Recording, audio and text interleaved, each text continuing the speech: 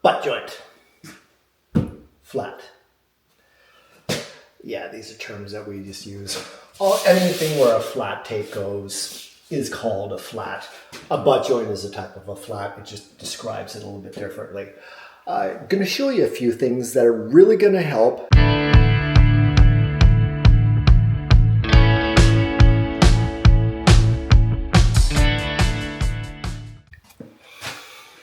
So we take a look at this butt joint here and everything looks okay, nice and neat or whatever. Now I get down here and you quickly find that the paper is loose.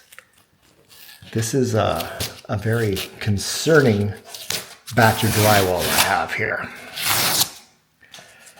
Yeah, I'm not too happy about this. Now I've already pre-filled the rest of the basement, so I know that this is not going to be so terrible. But this is the sort of nonsense that we have to be concerned with.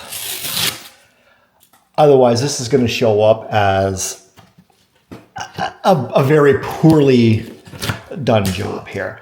Now, I'm going to guess that maybe when the boardsman picked up this sheet of drywall here, they picked it up on an angle, the corner got crushed on the ground, okay? So that came loose. But this here, I consider that to be unacceptable. And I used to complain to the drywall company, and they promptly ignore me, even though they say, oh, we're going to get right on that. Thanks for the help. So anyways, that's the butt joint. And we're going to do a little bit more on that, but I'm going to show you the flat first. That gap right there, you can see light right where the joint is. That's deliberate. They've actually beveled the drywall in the end so that you can bury your tape in there. That way you don't have to go 3 feet wide to hide this. You can go, well, if everything's perfect, you can probably hide it in 7 inches, although we usually go about 12.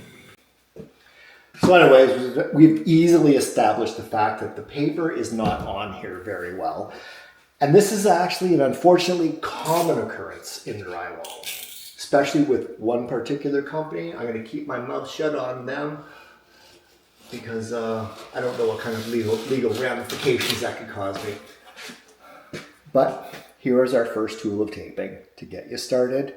It's a drywall knife.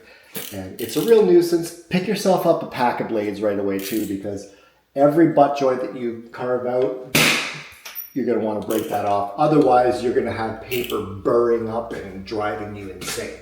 So all I'm doing is carving a little V into here. Don't worry if the V is fairly big, simply because it's hard to avoid. And we're going to be filling this up with some sort of hardener in our mud. Get on the bench here. One other thing to is usually the corners are worse. I don't even know if you can see me up here. Let's adjust that camera just slightly up there. There we go. This corner here is actually, it's pretty good overall, but there's still a little bit of breakage in there. Cut that out. Now, these things, I have to admit, many tapers don't bother. They just simply go over top of it. And you get away with it. The problem is when you go into some of these older houses, it shows up after a few months or a few weeks. Now, what's going to happen if you try to just run a tape on that loose paper? That paper can easily just, come flapping out later on. And it doesn't matter what material you put on, unless you put like an inch of cement or something like that. It's going to come loose. It will pull out. And you go anywhere from a hairline crack to something rather ugly overall. So we've got that carved out. And I'll be right back.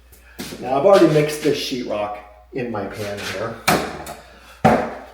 If you're new to this trade, I recommend pan and knife as opposed to hawk and trowel. Not because it's better, it's because it's easier to work with. Is that a spider on my camera?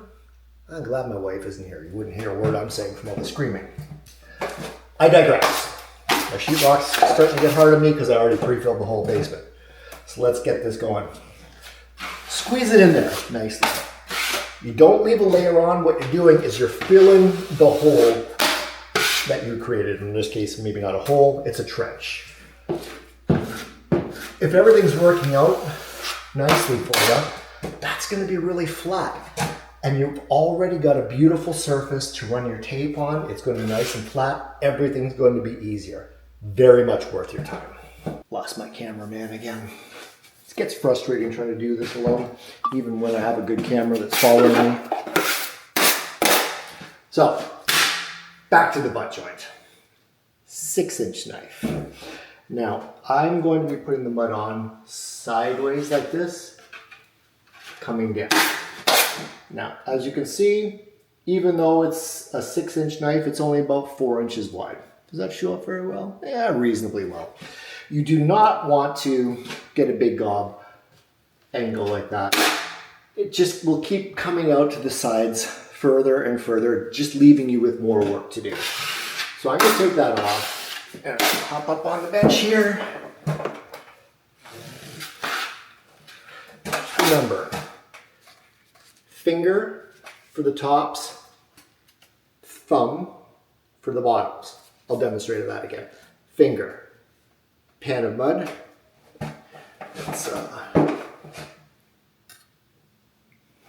That's not going to work. Dig in, scoop out, you've got your mud like this. If you take a look, it drips off just a little bit. That's about as runny as you ever want to make it. It gets too messy otherwise. Now, it might seem ridiculous to insist that you put the mud on really flat when you're going to be covering it with a tape and then coating it. It helps. Simply because the flatter things are, the flatter they'll stay. We've already got a nice cut right here.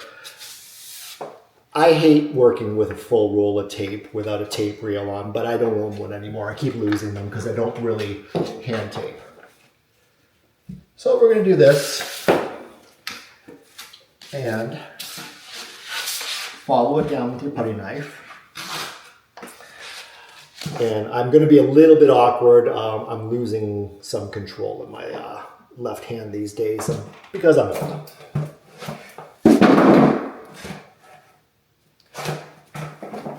At the top, there's two methods of doing this. I'm going to show you my preferred way. Approximately 1 inch. Just push your putty knife in, push, and clean off the top. The other way is to, you can't see this. I just hold the pan between my legs. Then I come up to the top in both directions. In the end, that's a little bit more work than I like to do. And it does not do a better job. In the case of a butt joint, I wipe out both sides. Now, there's going to be a lot of people that will tell you wipe those tapes out as tightly as possible. It's not necessarily bad advice, but inaccurate. Definitely firm on the joint, no question about that, but you don't want to take all the mud out. The mud is your glue, so you want to maintain that. So now we're going to go back to the regular flats. And I'm going to get my camera over here to make sure that we're doing this right. Now, if you remember right, I showed you that you can see light through here. This is a hole. And we want to embed our tape in such a way that it is actually still a hole. All right, give that a little bit more. Last thing in the world you want to do is not have enough mud. Very bad thing to do. I'm going to switch the way the camera is working here. If things are a problem, simply roll out 20 feet of tape. Leave it sitting on the floor or on a bench, something like this, and reel it out. When you get a smaller roll, it's a little bit easier, like after you've used half a roll, which if you're new, it's going to take forever. But anyways, let's get to it. Get yourself a couple of feet here. On, and just follow, like that. Hopefully that showed up. So now we've got our regular flat. We're going to clean that out. Now in this particular case, this one we're going to wipe pretty hard. Again, we're not squeezing all of the mud off, but we want that tape inside of that hollow there.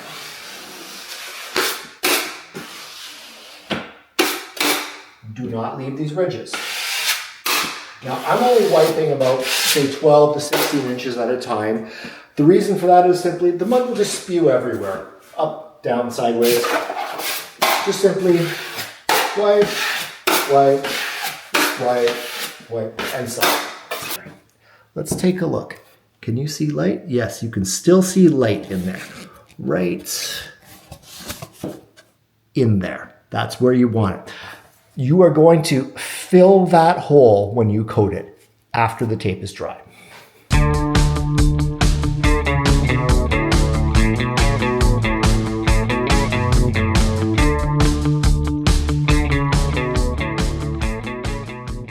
This one's going to be fairly straightforward. There's really nothing wrong with this angle at all. It's just simply a matter of putting the tape up, no pre-fill required.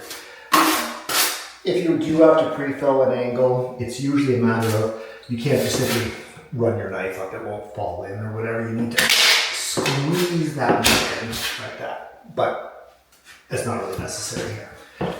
My mud is the same thickness that I used for the flats. Now, once again, I'm sliding up and sideways, which is easy for me.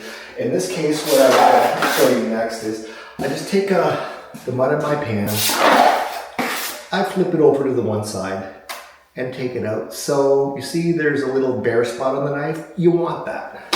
You don't want the full amount. Then it comes spewing out of the side and it just keeps getting wider and wider and wider. The next thing you know, you have to wipe all the way out here. So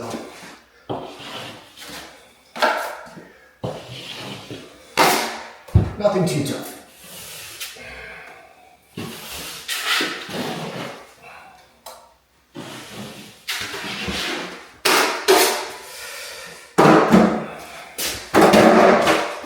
Got a nice small roll of tape for this too. It's a lot easier to handle. Although, when it comes to the angles, I usually just leave a roll of tape on the floor unless I happen to go out and buy a tape reel, hooks onto my hip, and then I'll lose it in the very next house.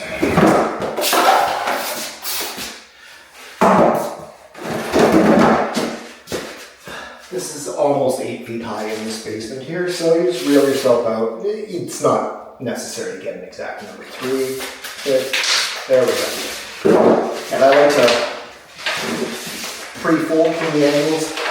If you pre-fold, it just tends to go in there right away. Sometimes if you don't pre-fill, it wants to wobble back and forth and ends up on one wall or the other, not both. Got a nice straight cut there, so we know we're going to cover any gap at the ceiling, since there's barely anything there. So it's just a matter of running your finger down. And I'll put the bench out there.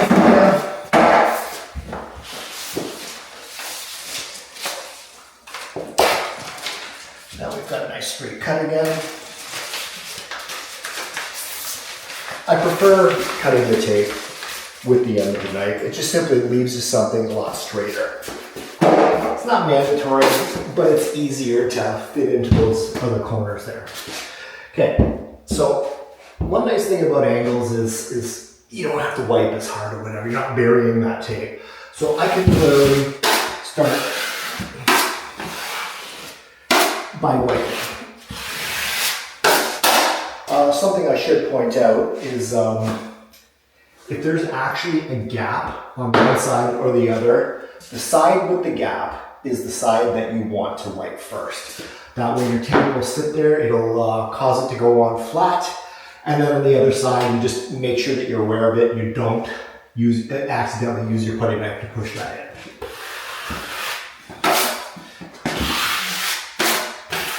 Now because we did not put the mud on 5 inches wide, it's only between 3 or 4, this wipes out quite easily.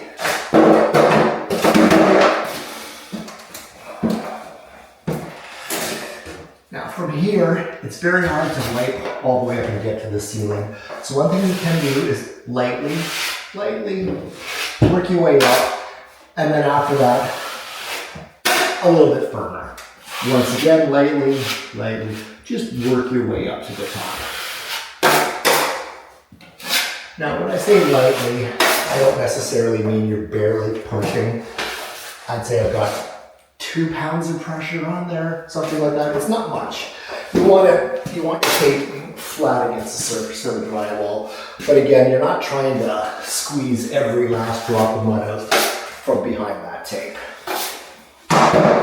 We'll get to coating that. I'm not sure if it's going to be in this video or not. We'll find out soon enough.